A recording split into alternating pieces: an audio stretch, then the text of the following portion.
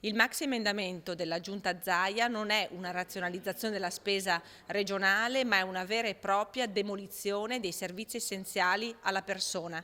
Vengono tagliati drasticamente tutte le risorse dedicate ai disabili, ai centri antiviolenza, alle risorse per le persone e i lavoratori esposti a materie cancerogene.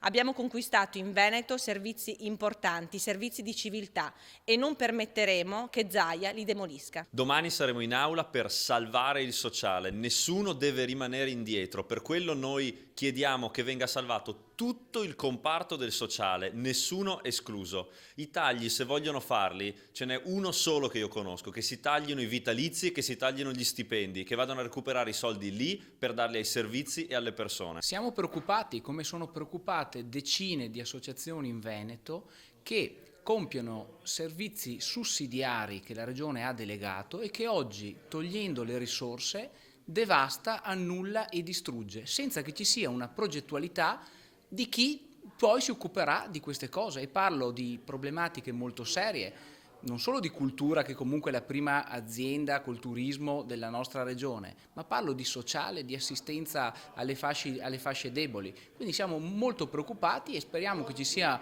un vero ripensamento, perché le conseguenze saranno devastanti. Credo che questo accantonamento di risorse, perché i soldi non sappiamo dove vanno, è drammatico per la cultura veneta.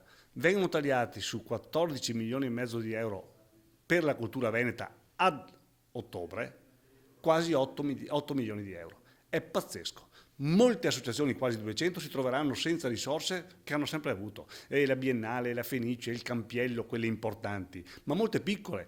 Tutto il sistema di rete eventi verrà non finanziato. Io credo che sia una cosa drammatica per chi pensa che la cultura sia il concime per il turismo. E il turismo è la prima azienda veneta. C'è un cortocircuito incomprensibile. Io penso che Zaia non abbia letto la legge che farà votare domani.